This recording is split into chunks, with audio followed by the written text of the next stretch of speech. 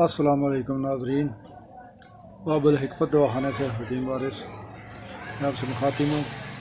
ناظرین، آج ہم نے بات کرنی ہے بخارات کی اقسام، بخار کی قسمیں کتنی ہیں اور اس کا علاج کیا کیا ہے، اور یہ انسانی جسم میں کتنے قسم کے بخار ہوتے ہیں، عضلاتی کیا ہوتا ہے، سوزشی بخار کیا ہوتا ہے، اور جو ہے نا تیسری جو اعصابی بخار ہوتا ہے یہ کیا ہوتا ہے، اور اس کا دیسی علاج کیا ہے۔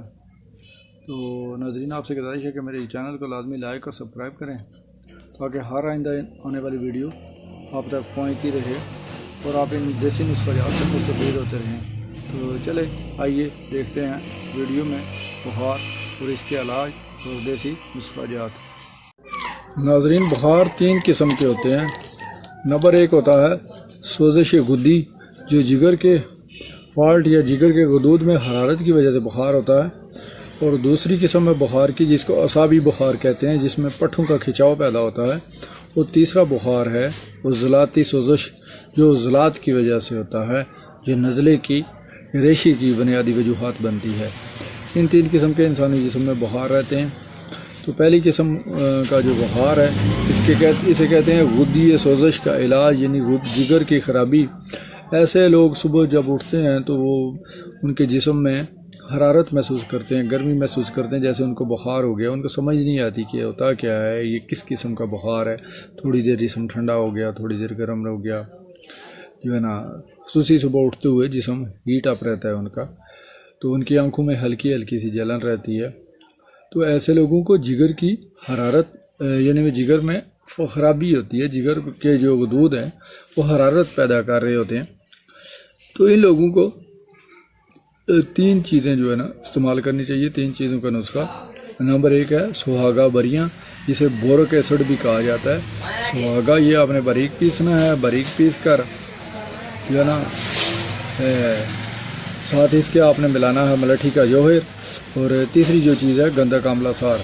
ان تینوں چیزوں کو باریک وزن لے کر باریک پیس لینا ہے، اور آدھی چمچ صبح دوپہر شام استعمال کریں۔ یہ جن لوگوں کو جسم کی حرارت والا بخار ہوتا ہے، جس کو سوزش غدی کہا جاتا ہے، تو اس کے لیے بہت ہی مفید اور مؤثر نسخہ ہے۔ اور یہ نسخہ علامہ صابر ملتانی رحمۃ اللہ علیہ کی کتاب سے لیا گیا ہے، اور یہ بہت ہی کارآمد اور فٹ قسم کا نسخہ ہے۔ انشاءاللہ آپ استعمال کریں تو چند دنوں میں ہی نصفہ مفید ہوگا۔ دوسرا قسم کا بخار ہے ناظرین، دوسری قسم کا بخار ہے ناظرین جس کو اعصابی بخار کہا جاتا ہے۔ اس میں جسم ٹوٹا ٹوٹا رہتا ہے، تھوڑا سا کام کر لیں، خصوصی عورتوں میں یہ ایسا ہوتا ہے، تھوڑا کام کر لیا بخار آ گیا، تھوڑا سفر کر لیا بخار ہو گیا، تھوڑا سا جو ہے نا کپڑے دھو کے چھت پہ پھینکے، نیچے اتری، سیڑھیوں سے اوپر نیچے چڑھنا اترنا ہوا تو اس میں بخار آ جاتا ہے، جو اس کو کہتے ہیں اعصابی بخار۔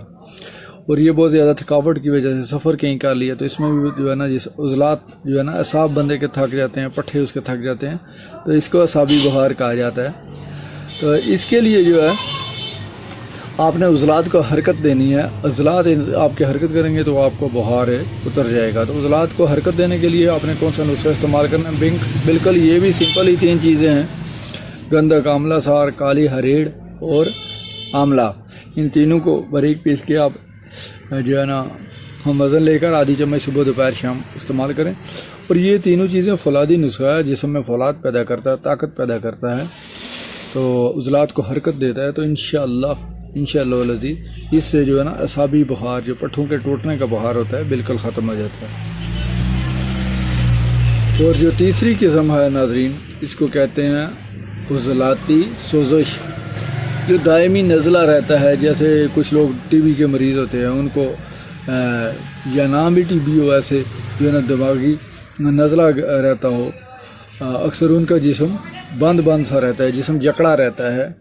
وہ ٹھنڈی اور خشک چیزیں، بوتلیں پینے سے، پیپسی وغیرہ پینے سے، کوکا کولا، یہ ایسی ٹھنڈی اور خشک چیزیں کھانے سے ان کا جسم پورا جوڑ بند رہتے ہیں۔ وہ گرم چیزیں کھاتے ہیں تو ان کا جسم کھل جاتا ہے۔ تو ایسے لوگوں کے جسم کو سکیڑا ہو جاتا ہے، سکڑ جاتا ہے ان کا جسم۔ تو یہ گندھک، نوشادر، اجوائن دیسی، یہ 3 چیزیں ہم وزن کا باریک پیس کر استعمال کریں تو اس سے انشاءاللہ ان کو بہترین فائدہ ہوگا، یہ بخار ان کا ختم ہو جائے گا، اور ان کا شروع میں نزلہ چلے گا، نزلہ چلنے کے بعد یہ مسئلہ ان کا جو ہے نا ہمیشہ کے لیے ہی ختم ہو جائے گا۔ 2-3 دن ان کو یہ جب استعمال کریں گے تو نزلہ بہت تیزی سے ریشہ ان کو جسم سے بہائے گا، تو آہستہ آہستہ یہ جو ہے نا عضلاتی سوزش ہے جو ان کی یہ ختم ہو جائے گی۔ تو ان کو ایسی چیزوں سے جو خصوصی ٹھنڈی چیزیں ہیں تو ان سے پرہیز کرنی چاہیے، چاول بھی اس میں شامل ہے۔ تو ناظرین آج کے لیے اتنا ہی، ملتے ہیں انشاءاللہ نیکسٹ ویڈیو میں۔ اوکے، اللہ حافظ۔